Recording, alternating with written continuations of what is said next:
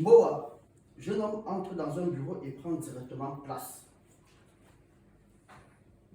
L'homme en blouse. Monsieur, bonjour. Je n'ai pas rendez-vous avec vous. Vous avez mon dossier depuis 2 semaines. Ma maladie ne fait que s'aggraver. Il faut me soigner. Oui, mais je dois prendre rendez-vous avec vous. J'ai d'autres malades. Mon cas est grave. Je souffre dans ma peau, dans ma chair, dans mon corps, dans mes os et dans mon esprit. Et je vous parle là de la vraie souffrance. Ah, si c'était aussi pire que vous le dites, on serait déjà au courant. Ce n'est pas de la charité. J'ai payé depuis lundi de la semaine passée. Ça fait 1 semaine, donc consultez-moi tout de suite et maintenant. Vous ne donnez pas des ordres ici. Vous suivez le règlement comme tout le monde. Boa se lève, se met face au monsieur et regarde droit dans les yeux. Il n'y a personne à l'accueil. Vous êtes libre, donc vous me consultez. L'homme fouille les chemises dans un classeur. Lundi passé, voilà. Ah, vous êtes quand même plus beau en photo, hein? Ah. Il ouvre le dossier, feuillette rapidement et rouvre la première page. Bon, finissons donc. Tu t'appelles Boa? Oui. Ben, je précise que je n'ai pas choisi ce nom. Tu as 40 ans? Oui, et moi-même je n'y crois pas. De toute façon, je n'étais pas là quand je suis né. Ceux qui étaient là ont décidé que je suis né ce jour et m'ont donc donné cet âge. Tu étais où le jour où tu es né? Je ne sais pas moi. Comme toi, personne ne peut savoir exactement où il était le jour de sa naissance. Au lieu de l'accouchement par conformisme, mais tu n'étais pas là. Moi, en tout cas, j'aurais souhaité rester noyé dans cette bassine où j'étais nourri, soigné, logé gratuitement. Tu es marié? Oui, mais si c'était à refaire, je choisirais de vivre heureux et libre. C'est important la liberté, vous ne pensez pas? Si tu veux qu'on avance, ne pose pas des questions. Tu as des enfants. C'est ma femme qui dit que je suis le père. Vous n'y pensez pas? Ce n'est pas parce qu'on pense que c'est vrai, surtout avec les enfants. Vous êtes enseignant. À vous entendre, on croirait que c'est un métier. Bah, c'est un métier. Il y a bien des gens dont c'est la profession. Ah oui, des malades comme moi. Vous êtes malade parce que vous êtes enseignant ou c'est le fait d'enseigner qui vous rend malade? Les deux. Ta secrétaire n'a pas précisé ma maladie dans le dossier? Non. Juste que quelque chose ne tourne pas rond dans votre tête. Alors soignez-moi. Je veux bien, mais de quoi? Ben, de cette chose qui ne tourne pas rond dans ma tête.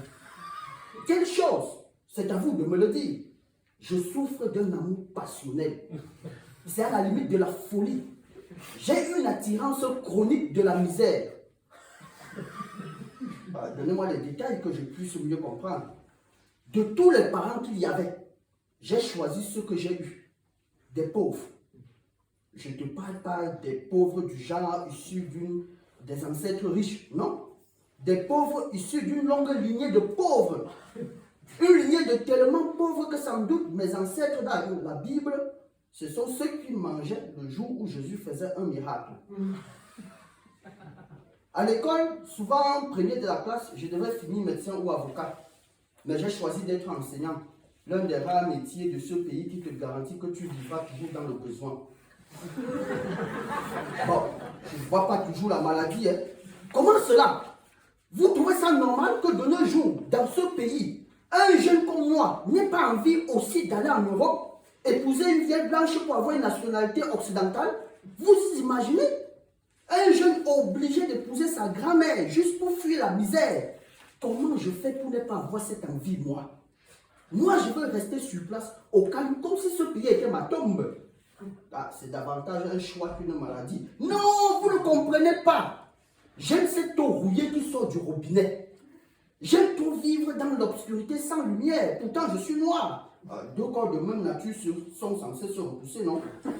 Bah, écoutez, monsieur. Non. Vous, c'est vous qui devez m'écouter. Je suis malade. Ne pas savoir si je vais manger demain, je trouve cela excitant. Ne pas savoir si je vais soigner mes enfants demain, je trouve cela très rassurant. J'adore la poussière de Golmesen.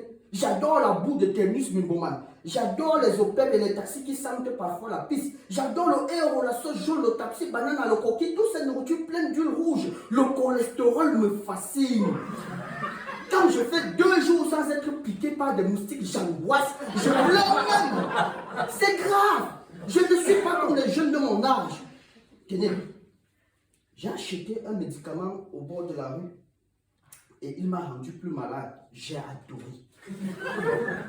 Un médicament qui rend malade, je trouve ça beau, je trouve ça fascinant, c'est poétique. Je crois même que c'est ça qu'on appelle l'art contemporain. Ah, monsieur, excusez-moi, pouvez-vous compter de 1 à 10 et inversement? Je ne suis pas fou, je suis malade. Figurez-vous que je travaille depuis 15 ans. Je n'ai pas de paille, je n'ai pas de maison. Et cela ne me stresse point. Au contraire, je trouve ça fascinant. Je vis dans un 2 pièces avec ma femme et mes enfants. Bon, ma femme trouvait ça ridicule, mais je l'ai convaincue de voir le bon côté des choses. Dormir dans la même pièce avec ses enfants, c'est un contraceptif bio, sans effet secondaire. D'ailleurs, un jour, j'ai même fait l'amour avec ma femme en mode silencieux. Le matin, ma femme m'a dit qu'elle ne se souvenait pas de la dernière fois qu'elle a fait l'amour. Et c'est comme ça que j'ai su que ma fille n'était plus vierge. Et surtout, j'ai compris pourquoi mon fils et ma fille sont très proches. C'est bon, j'ai compris, c'est bon. Arrêtez. Vous avez une forme rare, singulière, particulière du syndrome de Stockholm. Appelez ça comme vous voulez, je veux juste guérir. Trouvez-moi une pilule, un comprimé, une écorce. Sortez-moi de cet amour passionnel de la misère. Je veux détester la pauvreté. Je veux avoir l'envie de partir vers ce pays toujours beau, où même la pisse et le caca sentent bon. Ce pays où même la mort est poétique. Ce pays où on pleure avec classe et élégance. Ce pays où parfois le malheur est si rare, si bien que lorsqu'ils en trouvent un, ils en font un sujet d'actualité pendant des mois. Bon, une pilule contre la pauvreté, un comprimé contre la pauvreté, une écorce contre la pauvreté, je n'ai pas encore vu. Hein. Aidez-moi, je vous en prie. Faites quelque chose. Je veux aimer la richesse aussi.